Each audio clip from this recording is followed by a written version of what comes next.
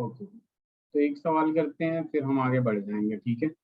जैसे सपोज अपने पास क्या है, एक बेंजीन रिंग है, और बेंजीन रिंग में एक हेलोजन, हेलोजन का मतलब क्या हो गया, फ्लोरीन क्लोरीन ब्रोमीन, एक्स यहाँ लगा हुआ है।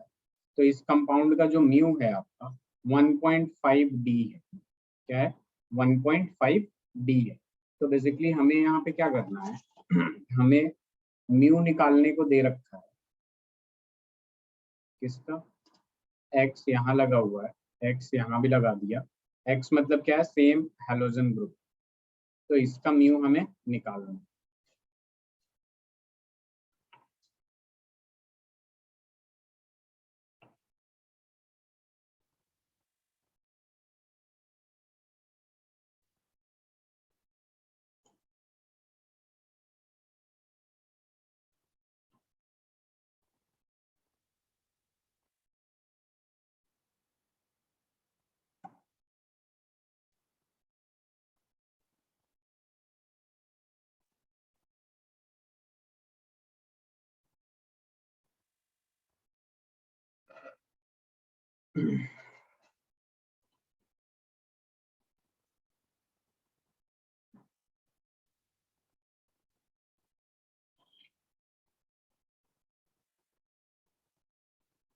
निकाल सकती हैं आप? Yes, sir. Then.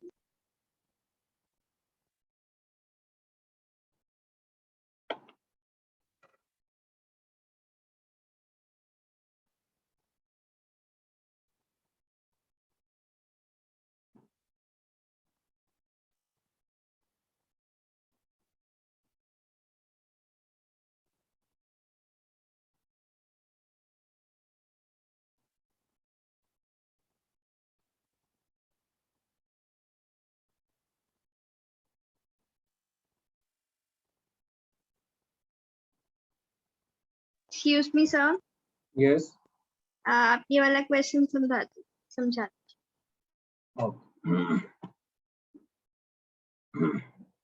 देखिए अपने पास क्या होता है अदिति, इसका म्यू इज इक्वल टू क्या दे रखा है, 1.5 इस डायरेक्शन में होगा, क्योंकि जो हेलोजन होते हैं वो क्या होते हैं, हाईली इलेक्ट्रोनेगेटिव होते हैं, कार्बन से ज्यादा इलेक्ट्रोनेगेटिव होता है। तो अगर इसमें देखा जाए जिस सवाल में पूछ रखा है, ये एक्स लगा हुआ है, ये एक्स लगा हुआ है, और यहाँ पे एक्स लगा हुआ है, और यहाँ पे एक्स लगा हुआ है। तो ये एक दूसरे के इफेक्ट को कैंसिल कर देगा। इधर ये खींचेगा अपने डायरेक्शन में, ये अपने डायरेक्शन में, तो ये एक दूसरे के इफेक्ट को कैंसिल करेगा कि नहीं? Yes, sir. और दूसरी बात कि यहाँ पे जो म्यू जो है वो किसके वजह से है, इस एक्स के वजह से है। Yes, sir. और यहाँ पे सारे के सारे एक्स हैं, चारों के चारों क्या है, एक्स है, यानी सबका 1.5 होगा अपने अपने डायरेक्शन में। Yes, sir. तो ये दोनों तो एक दूसरे को कैंसिल कर दिए। अब यहाँ पे क्या बचा, इस डायरेक्शन में आपका एक जा रहा है और एक इस डायरेक्शन में जा रहा है। तो बेसिकली ये दोनों जाके देखिए, यहाँ पे होगा क्या, एक इधर जा रहा है, ठीक है, और एक इधर जा रहा है, एक इधर जा रहा है, और एक इधर आ रहा है, जो कि एक दूसरे को कैंसिल कर चुके हैं, है ना। तो इन दोनों को मैंने मिटा दिया। अब देखिए यहाँ पे, चलिए अभी नहीं मिटाएंगे, ठीक है, नीचे वाला बस मिटा देता हूँ। ठीक है, यहाँ पे अगर ऐसे जा रहा है तो ये वाला एंगल कितना होगा, 120 डिग्री होगा। Yes, sir. अब देखिए इसे, इसकी तो जरूरत है नहीं क्योंकि ये कैंसिल कर दिया, बस मैं एंगल फाइंड आउट करने के लिए वो बनाया था। तो ये वाला जो एंगल होगा आपका 120 डिग्री होगा, ठीक है, और इधर के डायरेक्शन में ये मूव कर रहा है, ठीक है, जिसका वैल्यू कितना होगा, 1.5 डी होगा, और इस डायरेक्शन में मूव कर रहा होगा जिसका वैल्यू कितना होगा, 1.5 डी होगा।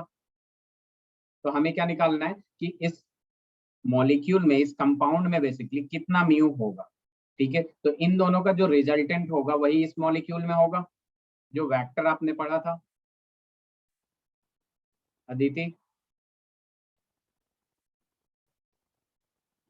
Yes, sir. तो यहाँ देखिए इसका जो रिजल्टेंट होगा वो ऐसे क्रॉस करेगा। अब हम रिजल्टेंट, आपने वेक्टर में पढ़ा है कि resultant R is equal to under root of, अगर ए स्क्वायर है, ए और बी एक वेक्टर है, a square plus b square plus 2ab cos theta आता है आता है कि नहीं। तो यहाँ पे हम क्या कर देंगे, यहाँ पे म्यू जब निकालेंगे, म्यू रिजल्टेंट, तो इज इक्वल टू क्या होगा, म्यू वन का स्क्वायर प्लस म्यू टू का स्क्वायर प्लस में यहाँ पे क्या आ जाएगा 2 इंटू μ1 μ2 cos थीटा, यानी cos 120 डिग्री आएगा। Yes, sir. अब देखिए यहाँ पे अपने पास क्या हो जाएगा, μ1 का वैल्यू जो है 1.5 है, 1.5 का स्क्वायर प्लस 1.5 का स्क्वायर प्लस 2 इंटू 1.5 इंटू ये कैलकुलेट करिए जरा, 1.5 इंटू 1.5 कितना हो जाएगा, Sir, 2.25. 2.25 होगा। 2.25 को ठीक है अगर हम निकालते हैं तो कितना होगा, तो Sir, यहाँ पे 2 yeah. इंटू 1.5 इंटू 1.5 और cos 120 डिग्री का वैल्यू -½ होता है। क्या होता है, -½ होता है cos 120 डिग्री का वैल्यू। तो ये हो जाएगा आपके पास 2.25 प्लस में आ जाएगा आपके पास 2.25, मतलब इसको जब सॉल्व करिएगा यहाँ पे क्या आ जाएगा, ये 2.25 इंटू 2 कितना हो जाएगा, 4.5 हो जाएगा। 4.5. और Yes. 4 देखिए 4.5 करने की जरूरत नहीं है, इसको इससे कैंसिल कर सकते हैं, इसको इससे कैंसिल Yes. कर दिया आपने, और ये नेगेटिव है जिसकी वजह से यहाँ पे आ जाएगा -2.5, ठीक है 2.25 सॉरी 2.25, और अंडर रूट में रहेगा तो एक दूसरे को कैंसिल कर देगा, तो अंडर रूट 2.25 जो होगा वो किसका होता है, 1.5 ही का तो होता है। Yes, sir. तो आंसर क्या हो जाएगा अपना 1.5, Yes. ठीक है।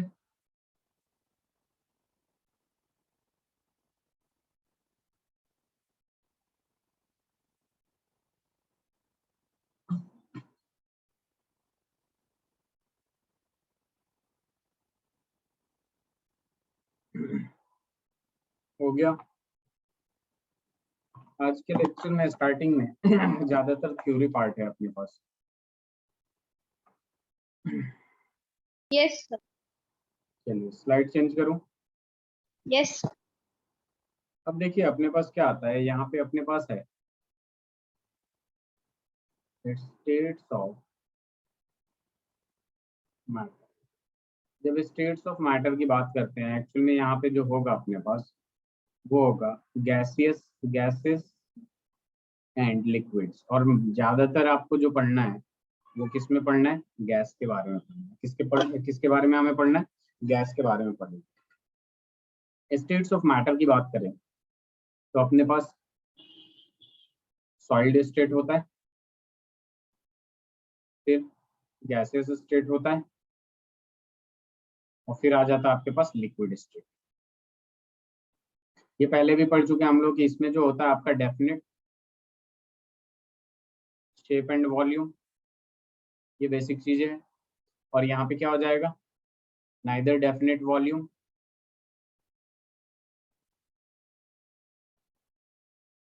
Nor definite shape. यहाँ पे क्या हो जाएगा आपके पास, definite volume but not definite shape. Clear है। Yes, sir. तो देखिए बेसिकली हमें किसके बारे में पढ़ना है, एक चीज हमें पता है कि सॉलिड स्टेट में इंटरमोलिक्यूलर फोर्सेज ऑफ अट्रैक्शन बहुत ज्यादा होता है, उसके बाद उससे कम इसमें होता है। सबसे कम किसमें होता है, gaseous Gas. State. Gaseous state में सबसे कम होता है आपका इंटरमोलिक्यूलर फोर्सेज ऑफ अट्रैक्शन, ठीक है। इसे लिख लीजिए, फिर आगे बढ़ते हैं हम लोग।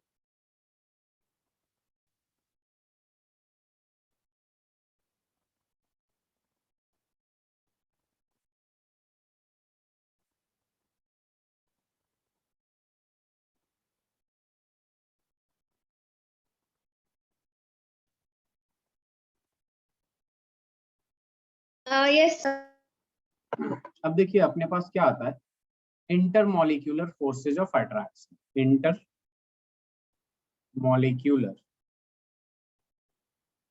फोर्सेज, इंटरमोलिक्यूलर फोर्सेज की जब बात होती है देखिए अपने पास क्या होता है, जो फोर्सेज होते हैं अट्रैक्शन और रिपल्सन, ठीक है, किसमें, मॉलिक्यूल्स के बीच में, पार्टिकल्स के बीच में, ठीक है, उनको हम कहते हैं इंटरमोलिक्यूलर फोर्सेज। तो हम लिख सकते हैं the forces of attraction and repulsion attraction and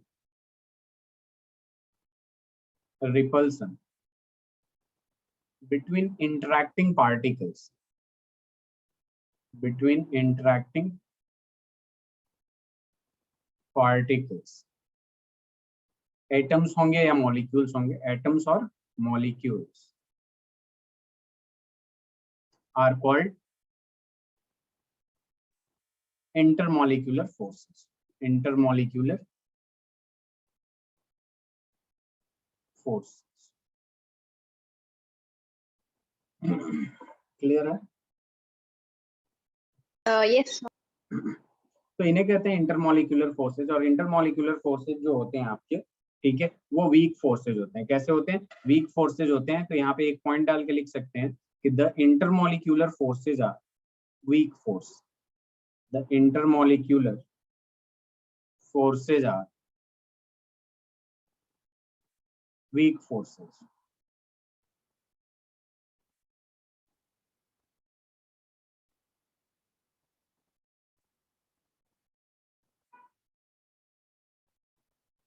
yes sir. एक मिनट दीजिए।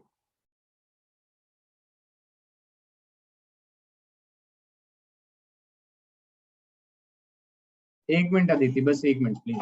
Yes sir.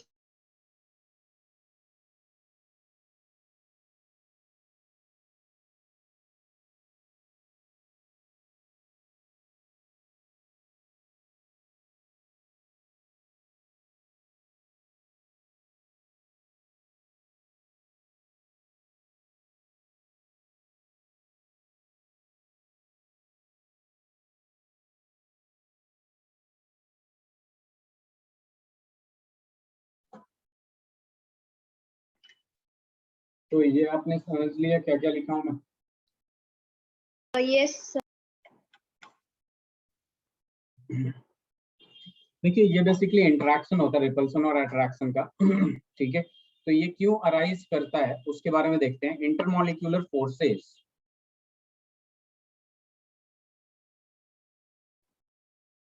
intermolecular forces arise due to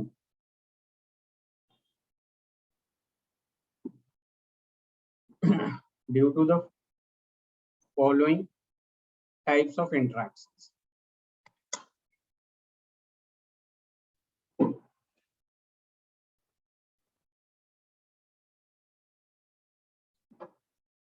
जो सबसे पहला आएगा आपके पास वो आ जाएगा डिस्पर्सन और लंडन फोर्स, डिस्पर्सन और लंडन फोर्स। फिर बी जो आ जाएगा अपने पास आ जाएगा dipole dipole force, dipole dipole forces. C जो है अपने पास आ जाएगा dipole induced dipole, dipole induced dipole. And जो डी आ जाएगा आपके पास वो हाइड्रोजन बॉन्ड। ठीक है, क्या आ जाएगा? Hydrogen bonding. ये जो इंटरमॉलिक्यूलर फोर्सेस जो होते हैं वो इन्हीं टाइप्स ऑफ इंटरेक्शन के वजह से होते हैं। ठीक है, ये भी एक तरह से कह सकते हैं इंटरमॉलिक्यूलर फोर्स है, जिसको हम डिस्पर्सन और लंडन फोर्स कहते हैं, डाइपोल डाइपोल फोर्सेस कहते हैं, डाइपोल इंड्यूस्ड डाइपोल फोर्सेस कहते हैं, और हाइड्रोजन बॉन्डिंग कहते हैं। ठीक है, इन सबको एक एक करके डिस्कस करेंगे हम लोग। Yes sir. लिख लिया आपने? देखिए Yes. यहाँ पे अपने पास क्या होता है, सबसे पहले टॉपिक डालिए डिस्पर्सन फोर्सेस या फिर लंडन फोर्सेस। तो ये क्या होता है आपका नॉन पोलर कंपाउंड में होता है। Non polar compound in the sense ये कहा जाए कि यहाँ पे क्या है कि एक आपके पास पॉजिटिवली चार्ज है, मतलब ये नॉन पोलर है। ठीक है, न्यूक्लियस दिखा रखा हूँ बीच में, मैं क्या दिखा रखा हूँ? न्यूक्लियस। और यहाँ भी क्या है आपके पास पॉजिटिवली चार्ज है, ये भी न्यूक्लियस है, दोनों के दोनों न्यूट्रल है, नॉन पोलर है। ठीक है, और सिमेट्रिकल है। ये क्या है? सिमेट्रिकल है। यहाँ पे लिख सकते हैं सिमेट्रिकल डिस्ट्रीब्यूशन ऑफ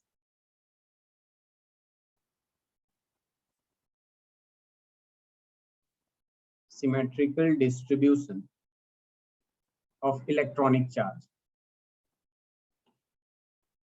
अब देखिए यहाँ पे क्या होता है, चूंकि ये नॉन पोलर है लेकिन फिर भी इसमें क्या होगा, इलेक्ट्रॉन का मूवमेंट होगा और इलेक्ट्रॉन के मूवमेंट से, ठीक है, ये अपने आप को क्या करते हैं, थोड़ा सा पोलराइज्ड करते हैं, ठीक है, पोलराइज्ड होते हैं। पोलराइज्ड ऐसे होंगे कि यहाँ पे क्या हो जाएगा, आपका इनका जो शेप होगा थोड़ा सा चेंज हो जाएगा और आपका इस टाइप से हो जाएंगे। पॉजिटिवली चार्ज एक साइड ज्यादा हो जाएगा, अनसिमेट्रिकल हो जाएगा, और एक साइड कम हो जाएगा, ठीक है। सिमिलरली यहाँ पे क्या हो जाएगा, आपके पास पॉजिटिव हो जाएगा और इधर पॉजिटिव पॉजिटिव चला गया, दूर दूर चला गया, तो फोर्स ऑफ अट्रैक्शन हो जाएगा कि नहीं। यहाँ पे बेसिकली हम ऐसे लिख सकते हैं, एक मिनट रुक जाइएगा, ये वो गलत जगह पे लग गया। यहाँ पे क्या हो जाएगा, पॉजिटिव चार्ज हो जाएगा, ठीक है। अब ये पॉजिटिव यहाँ आ गया, ये पॉजिटिव यहाँ आ गया। अब इसमें क्या हो रहा है कि यहाँ पे डेल्टा नेगेटिव आएगा और यहाँ पे क्या आएगा, डेल्टा पॉजिटिव। सिमिलरली यहाँ पे क्या आ गया, डेल्टा पॉजिटिव आ गया और इधर क्या आ गया, डेल्टा नेगेटिव आ गया। तो इसमें क्या होगा कि इसमें दोनों में, नेगेटिव और पॉजिटिव में क्या होगा, फोर्स ऑफ अट्रैक्शन होगा कि नहीं। Yes sir. तो इस फोर्स को कहते हैं डिस्पर्सन और लंडन फोर्स, और ये काफी वीक फोर्स होता है, बहुत ज्यादा वीक फोर्स होता है। इस बात को ध्यान में रखिएगा। पहले क्या थे, ये नॉन पोलर थे, ठीक है, और इसमें एक्चुअल में ये पोलराइज्ड हो जाते हैं, ठीक है, और टेम्पोरली पोलराइज्ड होते हैं, जिसकी वजह से एक साइड में पॉजिटिवली चला जाता है, दूसरी साइड नेगेटिवली आ जाता है, और फिर उनमें क्या हो जाता है, फॉर्मेशन ऑफ इंटरेक्शन हो जाता है, फोर्स ऑफ अट्रैक्शन लग जाता है, जिसको हम लोग क्या कहते हैं, डिस्पर्सन फोर्सेज या फिर लंडन फोर्सेज, ठीक है। Yes sir. अब देखिए यहाँ पे एक पॉइंट लिखना जरूरी है, ये लिख देता हूं मैं। इंटरेक्शन एनर्जी जो होगा, basically interaction energy due to these forces is proportional to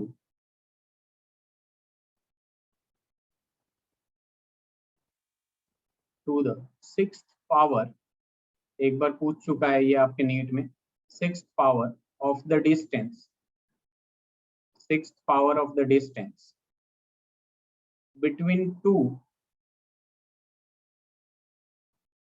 interacting particles, that is IE, that is 1 upon r का पावर 6 हो जाएगा, where r is the distance between two particles,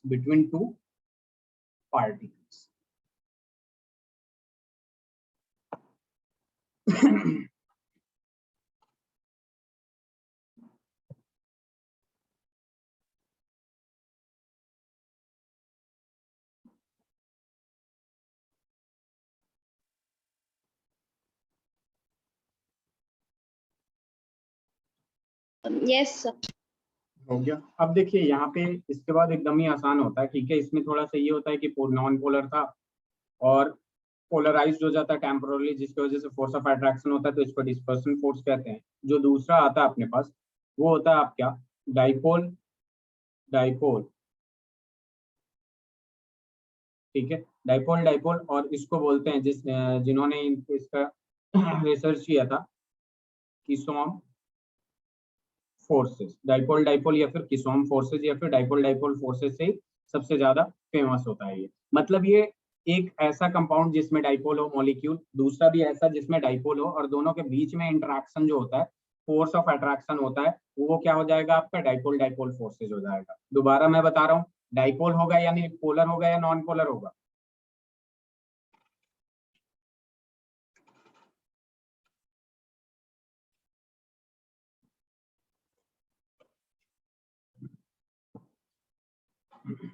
Aditi am I audible? Yes sir. हाँ, तो मैंने एक सवाल पूछा, अगर किसी कंपाउंड या मॉलिक्यूल में डाइपोल होगा तो वो पोलर होगा या नॉन पोलर होगा? सर पोलर होगा। तो बेसिकली यहाँ दो पोलर मॉलिक्यूल्स होते हैं। As for example, just suppose अपने पास क्या है, HCl है, ठीक है। HCl पोलराइज्ड होता है, एक तरफ H और दूसरी तरफ Cl होता है, जिसमें H की तरफ डेल्टा पॉजिटिव आएगा और इसके तरफ क्या आएगा, डेल्टा नेगेटिव आएगा। अब जस्ट सपोज अपने पास दो HCl मॉलिक्यूल है, यहाँ पे लिख देता हूँ HCl, ये HCl है, ठीक है, ये H है, ये Cl है। दूसरा यहाँ पे है इस तरह एक H है और इधर Cl है। आपको पता है कि H पे क्या आएगा, डेल्टा पॉजिटिव आएगा, इस पे क्या आएगा, डेल्टा नेगेटिव, इस पे क्या आएगा, डेल्टा पॉजिटिव, इस पे क्या आएगा, डेल्टा नेगेटिव। तो इनके बीच में एक फोर्स ऑफ अट्रैक्शन लगता है जिसको हम लोग क्या कहते हैं, dipole dipole forces.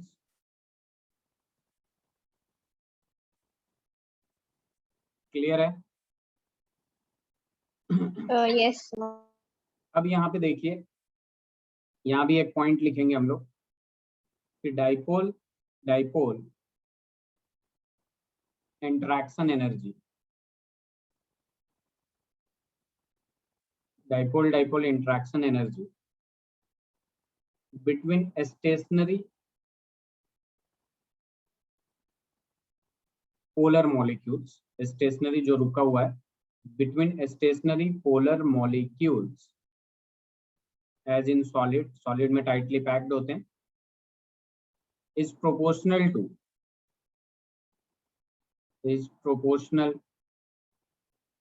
to 1/r³ and that between, जो मूवमेंट में रहते हैं, जो मोशन में रहते हैं, that between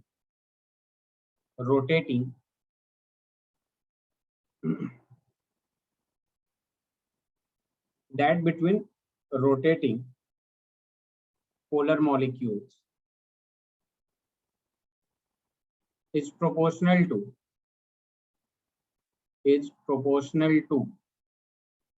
1/r⁶, 1/r⁶, where r is the distance between polar molecules, r is the distance between polar molecules.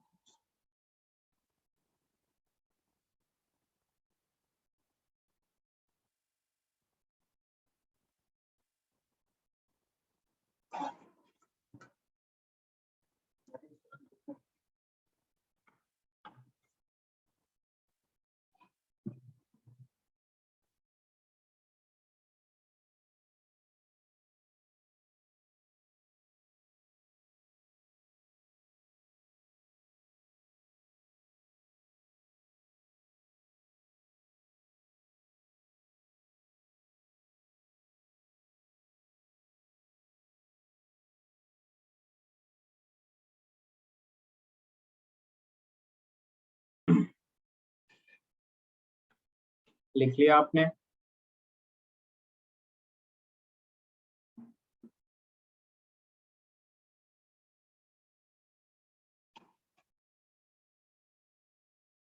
Yes sir. हो गया, समझ में आया? दो पोलर मॉलिक्यूल में, हमें पोलर में पता है ऑलरेडी कि पॉजिटिवली और नेगेटिवली चार्ज होगा, ठीक है। पोलर में क्या होता है, चार्ज मॉलिक्यूल तो पॉजिटिव और नेगेटिव दोनों ही होगा, और दो पोलर मॉलिक्यूल जब लेंगे तो नेगेटिव पॉजिटिव की तरफ अट्रैक्ट करेगा और पॉजिटिव नेगेटिव की तरफ, तो दोनों के दोनों डाइपोल है, दोनों के दोनों में क्या है, पोलर मॉलिक्यूल, और दोनों के दोनों के अंदर डाइपोल है मॉलिक्यूल्स में, तो इसे क्या कहेंगे, डाइपोल डाइपोल फोर्सेस। क्लियर है? Yes sir. चलिए आगे बढ़ें। अब अपने पास क्या आ जाता है, अब अपने पास आ जाता है dipole induced dipole, dipole induced dipole. Dipole induced dipole की जब बात करते हैं हम लोग, ठीक है, तो यहाँ देखेंगे डाइपोल इंड्यूस्ड डाइपोल में कि एक पोलर मॉलिक्यूल है और दूसरा नॉन पोलर मॉलिक्यूल है। वो जो पोलर मॉलिक्यूल है वो नॉन पोलर मॉलिक्यूल में चार्ज इंड्यूस करेगा, ठीक है। देखिए जैसे मान लीजिए एक चार्ज बॉडी है, ठीक है, एक अनचार्ज बॉडी है, तो ये इसमें क्या करेगा, इंड्यूस करेगा, मतलब इसको प्रोड्यूस करेगा, अफेक्ट करेगा। जैसे आपको पता है कि यहाँ पे पावर हाउस में क्या होता है, बेसिकली काफी, ये पावर हाउस हो गया तो इतना दूर पहले ही यहाँ पे क्या होता है, डेंजर का सिंबल लगा रहता है, अदिति।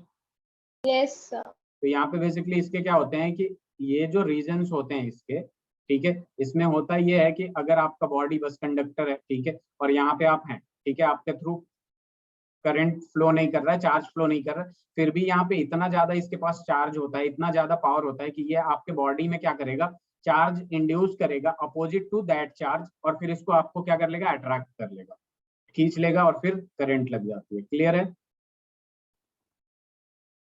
यस।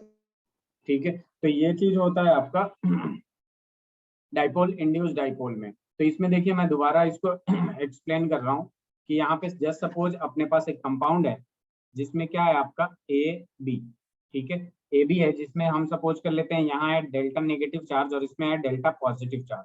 तो नेगेटिव की तरफ ही एरो रहता है। ऐसे अगर डाइपोल दिखाऊं तो ऐसे ही दिखाऊंगा ना, जो अपने तरफ खींचता है। और यहाँ पे है एक आपके पास नॉन पोलर, ये क्या है आपका non polar molecule.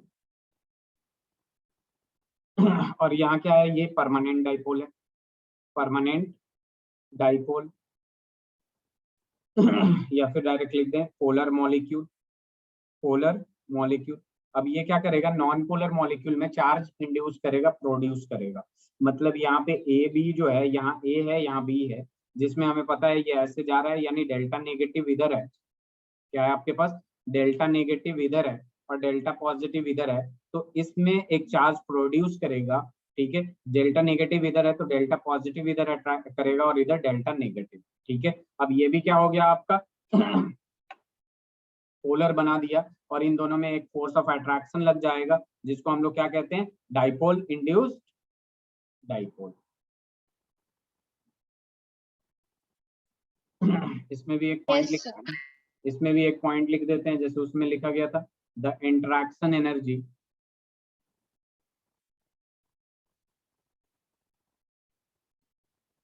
is also proportional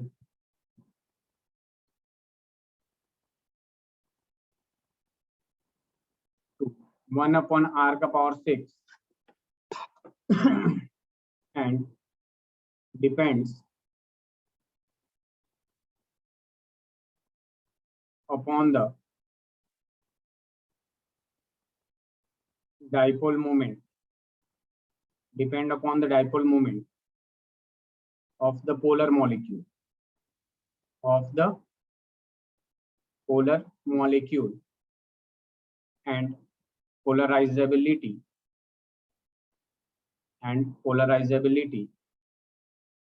of the non-polar atom और मॉलिक्यूल।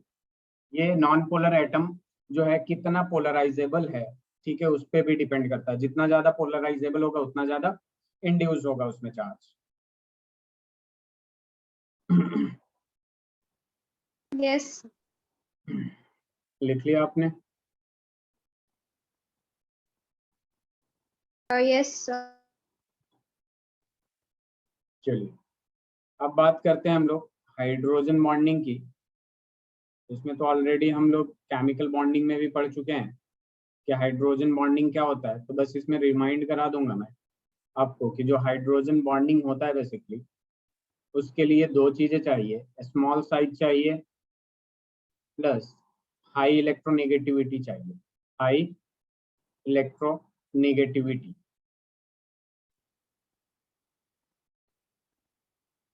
तो इसमें हाइड्रोजन जब भी किसी तीन एलिमेंट के पास फोन के आसपास होता है, fluorine first most electronegative element, second most electronegative element and nitrogen third most electronegative element के पास होता है, तो यहाँ क्या होता है, हाइड्रोजन बॉन्डिंग होता है। ये दो टाइप का होता है, इंट्रामोलिकुलर हाइड्रोजन बॉन्डिंग और इंटरमोलिकुलर हाइड्रोजन बॉन्डिंग,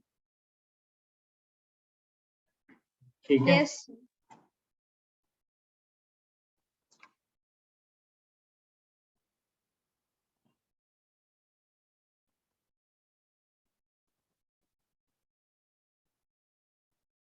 लिख लिया आपने? Yes, sir.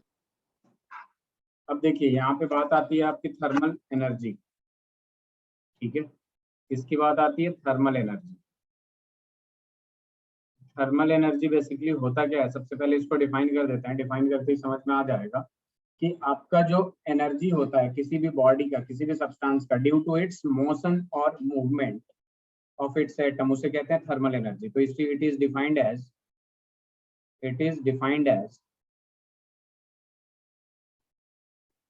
The energy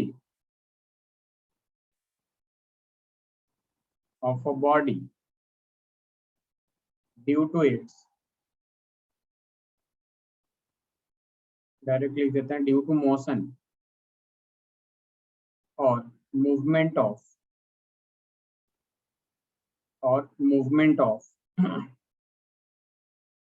it's atom और मॉलिक्यूल्स, उसे क्या कह देंगे हम? Thermal energy.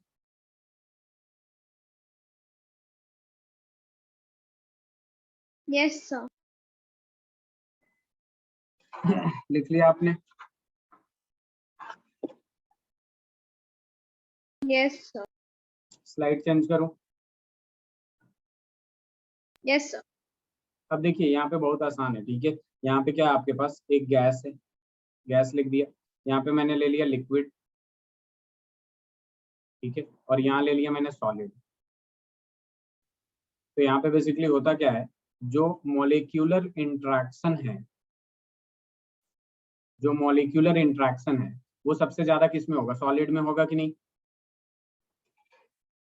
Yes sir. तो ये जो होगा गैस में सबसे कम होता है मॉलिक्यूलर इंट्रैक्शन, क्योंकि वो दूर दूर होते हैं, ठीक है। तो यहाँ पे हम लिख सकते हैं मॉलिक्यूलर इंट्रैक्शन एनर्जी,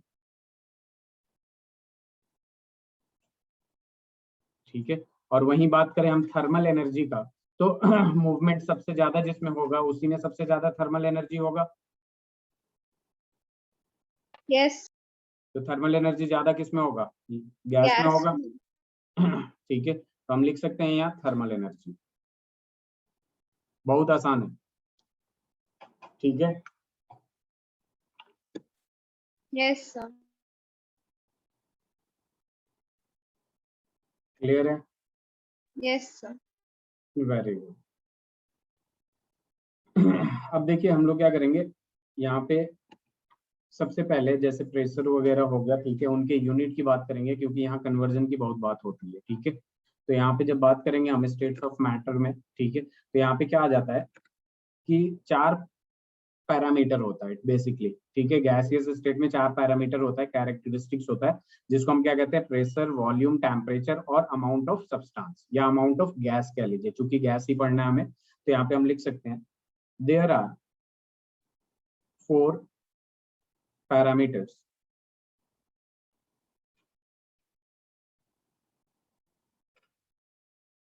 which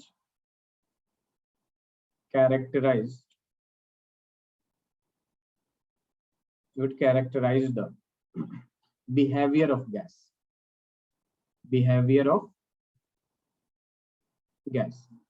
यहाँ पे अपने पास क्या आ जाएगा, कौन कौन से हैं वो? तो सबसे पहले आप लिख लीजिए प्रेशर, प्रेशर के बाद लिख सकते हैं हम लोग क्या? वॉल्यूम, वॉल्यूम के बाद एक और आता है आपके पास टेम्परेचर, और टेम्परेचर के बाद एक और आता है अपने पास, क्या कहते हैं उसको? Amount of gas. क्या कहते हैं? Amount of gas,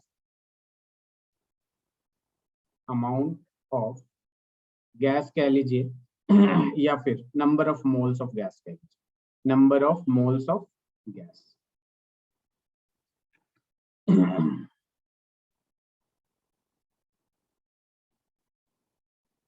yes sir.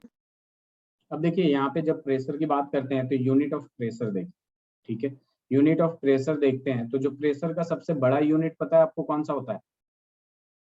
Pressure की कितनी यूनिट पता है आपको? प्रेशर की? जी, प्रेशर की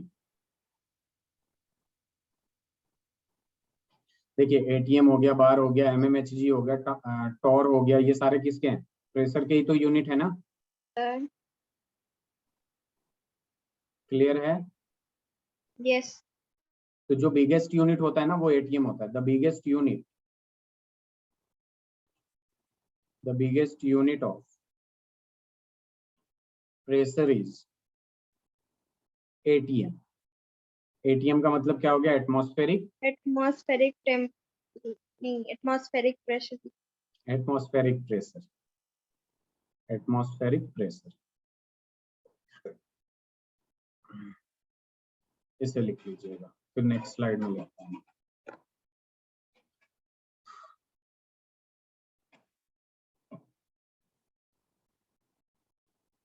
यस सर।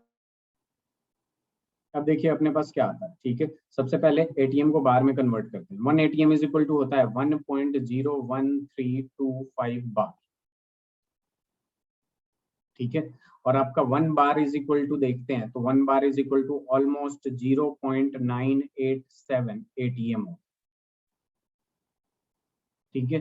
ये कन्वर्जन बस सिखा रहा हूं मैं, और इसको हम ले लेते हैं ऑलमोस्ट 180 एम, ठीक है, 1 बार के बराबर हो,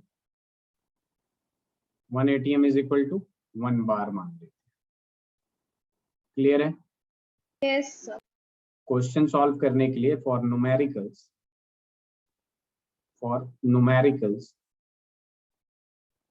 इसके बराबर ले लेते हैं, ठीक है। और भी अब बहुत सारे यूनिट है जैसे मैंने बताया आपसे, ठीक है, कि 180 M is equal to pascal में देखिए कितना हो जाएगा, 1.01325 इंटू 10⁻⁵ पास्कल। पास्कल एक्चुअल में क्या होता है, न्यूटन पर मीटर स्क्वायर होता है, ठीक है। उसके बाद 180 एम इज इक्वल टू, ठीक है, 10⁻⁵ पास्कल ले लेते हैं, ठीक है, किसके लिए, फॉर न्यूमेरिकल के लिए। एग्जैक्ट आंसर लेना है आपको तो सीधा ये ले लीजिए, ठीक है, जैसे सब्जेक्टिव कर रहे हैं आप, ठीक है, ये ले लीजिए, ये वाला ले लीजिए। लेकिन जब न्यूमेरिकल करते हैं, ऑब्जेक्टिव टाइप आता है, तो अप्रोक्सीमेशन में ऑलमोस्ट आसपास आंसर आ जाता है, तो पहचान सकती है ना, तो ये उसके लिए, ठीक है। 180 M is also equals to 76 centimetre of H G, ठीक है। और इज इक्वल टू हम ऐसे भी लिख सकते हैं कि 760 mm में चेंज कर देंगे तो mm of H G, centimetre of H G, mm of H G, ठीक है। और 180 m is also equals to हो जाता है आपका 760 टॉर, 760 टॉर। टॉर में क्या है, 760 torr, TORR, torr unit of pressure है, ये भी क्या है आपका यूनिट ऑफ प्रेशर है। और एक होता है आपके पास 1 mm Hg, 1 mm of Hg, 1 mm of Hg is equal to हो जाता है 1 टॉर।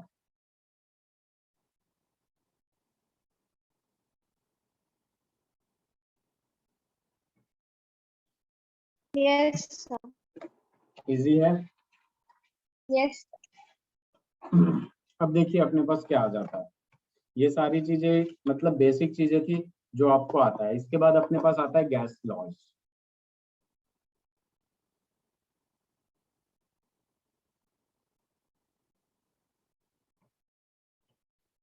गैस लॉज की बात करते हैं तो गैसेस लॉज में देखिए आपके पास बॉयल्स लॉ, कुछ लॉज हैं जिनको हमें ध्यान में रखना होता है, ठीक है, बहुत इंपॉर्टेंट है, जिसमें जो सबसे पहला लॉ है, ठीक है, उसकी बात करता हूं मैं, बॉयल्स लॉ। क्या है बॉयल्स लॉ? आपने ये पढ़ा है chapter? Sir yes, pressure volume relation देता है, ये प्रेशर वॉल्यूम रिलेशनशिप देता है।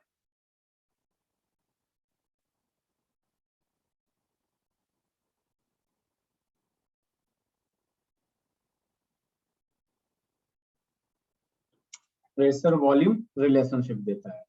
ये चैप्टर पढ़ के आई हैं आप? सर थोड़ा सा पढ़ा था। बस थोड़ा सा पढ़ा था आपने? Yes sir. चलिए ठीक है, ठीक है। तो देखिए अकॉर्डिंग टू बॉयल्स लॉ, ठीक है, यहाँ पे क्या होता है कि at constant temperature, at constant temperature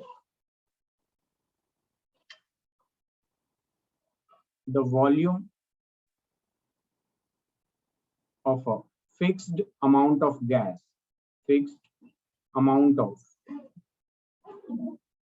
of gas का मतलब क्या है, is, sir number of moles of हाँ गैस। ठीक है, is inversely proportional,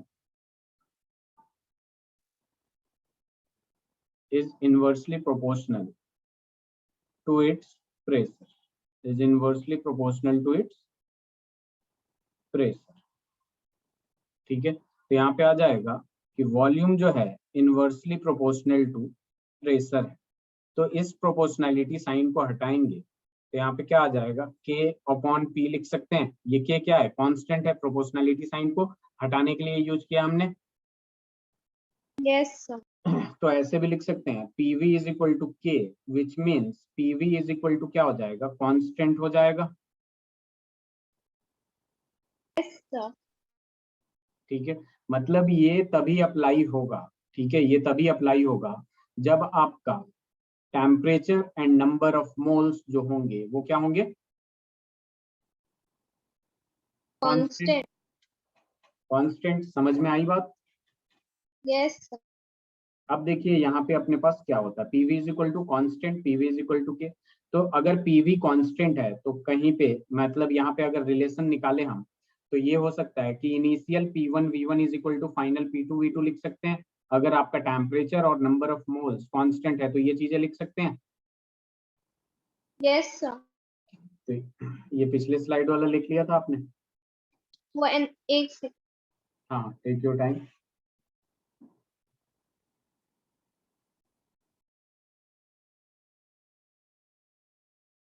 Yes, sir. Slide change करूं? Yes. ये देखिए,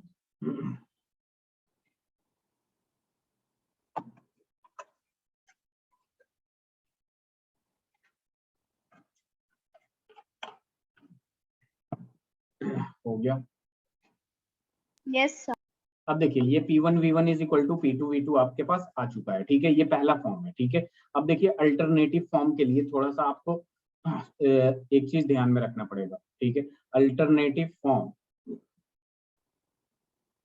of Boyle's law, Boyle's law का एक अल्टरनेटिव फॉर्म देख।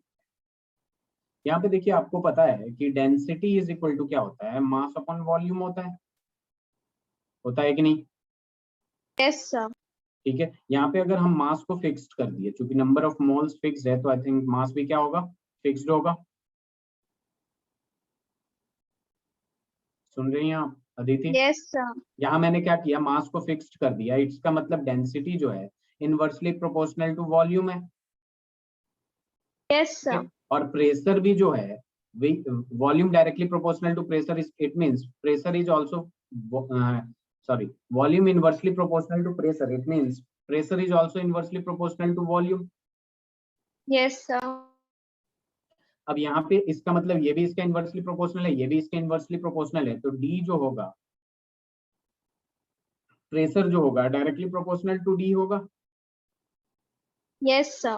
डी क्या है आपका, डेंसिटी है। अब इस Density. प्रोपोर्शनलिटी साइन को हटाने के लिए मैं K1 यूज कर लेता हूँ, वहां K यूज किया था, तो ये हो जाएगा P is equal to K1 into D, या फिर P upon D is equal to K, और K क्या है, K1, और K1 क्या है, कांस्टेंट है।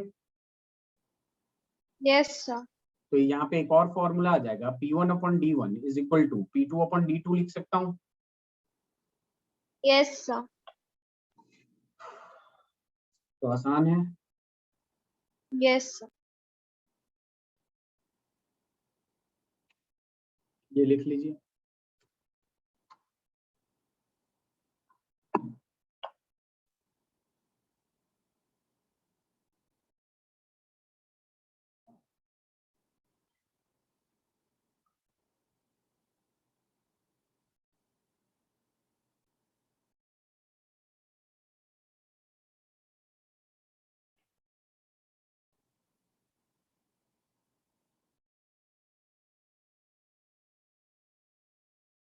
स्लाइड चेंज करूं? Yes, sir.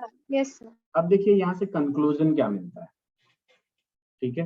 कंक्लूजन देखा जाए तो अपने पास कंक्लूजन क्या मिलता है कि जैसे हायर एल्टीट्यूड पे जाते हैं हम लोग अदिति, ठीक है, तो वहां पे प्रेशर कम होता है या ज्यादा होता है? Sir, कम होता कम होता है। एक्चुअल में होता क्या है कि अभी मैं आपको बता रहा हूँ, कंक्लूजन जो निकालेंगे सबसे पहले लिख लेते हैं, on moving from sea level towards altitude, ऊपर की तरफ जा रहे हैं, डेंसिटी जो होता है basically, density of air decrease करता है या इंक्रीज करता है? ग्रेजुअली है. Sir, decrease करेगा. decreases, ठीक है, gradually decreases in atmospheric pressure। जैसे जैसे ऊपर मूव करते हैं डेंसिटी डिक्रीज करती है, अगर डेंसिटी डिक्रीज की तो प्रेशर डिक्रीज किया कि नहीं?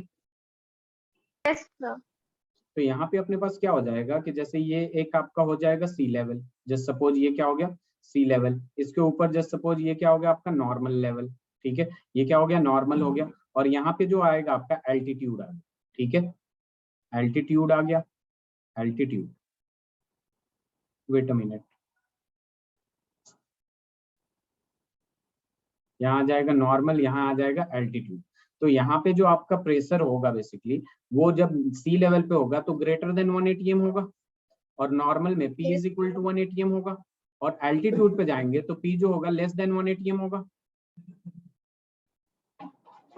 Yes sir. P जो होगा वो क्या होगा, लेस देन 1 atm होगा। जैसे जैसे ऊपर जाएंगे प्रेशर क्या होगा, डिक्रीज करेगा। ठीक है, तो इसमें कंक्लूजन हमें क्या मिला, due to which there is low concentration of oxygen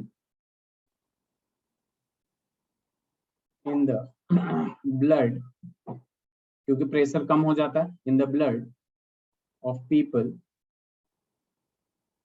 living at greater altitude, at greater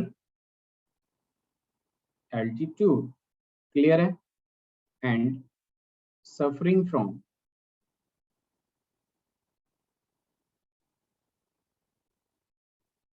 disease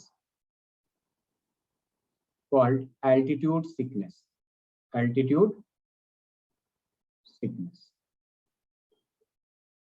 वहां पे क्या हो जाता है, आपका जो ऑक्सीजन का कॉन्सेंट्रेशन होता है ब्लड में वो कम हो जाता है ड्यू टू लेस प्रेशर। ठीक है, यस सर। लिख लिया आपने, इस पे कुछ question 1 minute। Okay, take your time.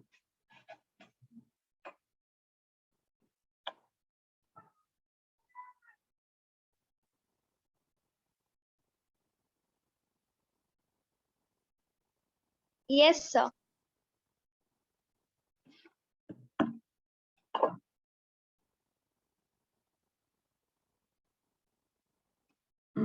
Question जो है अपने पास वो है, a gas occupies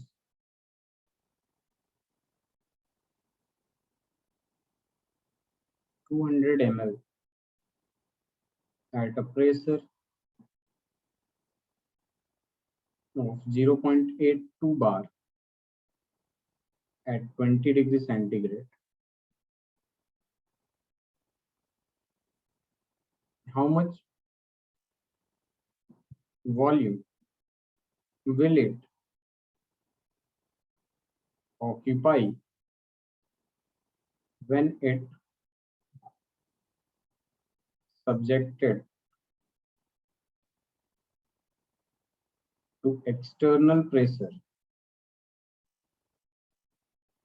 of 1.025 bar at same temperature?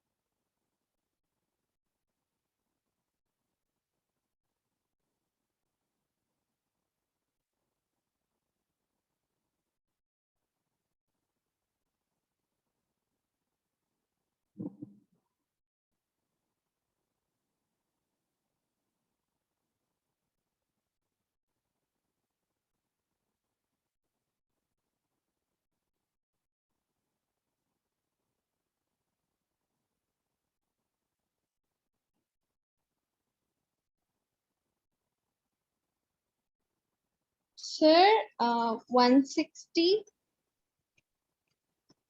160 क्या?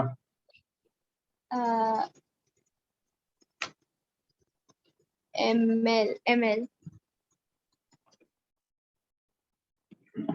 160 ml, वेरी गुड। तो देखिए अपने पास ना यहाँ पे बहुत सारे ग्राफ आते हैं, ठीक है। ग्राफ की जब बात करते हैं प्रेशर वर्सेस वॉल्यूम की, ठीक है, तो जो ग्राफ प्रेशर वर्सेस वॉल्यूम का आएगा कैसा आएगा आप बताइए जरा। ये P जो है इनवर्सली प्रोपोर्शनल टू वॉल्यूम है, तो ग्राफ ऐसे आएगा कि नहीं। yes sir तो ये वाला ग्राफ रखिए, ध्यान में रखिएगा। बाकी आज थोड़ा पहले क्लास ऑफ कर रहा हूँ, थोड़ी तबीयत सही नहीं है, नेक्स्ट क्लास में थोड़ा एक्सटेंड कर दूंगा मैं, ठीक है।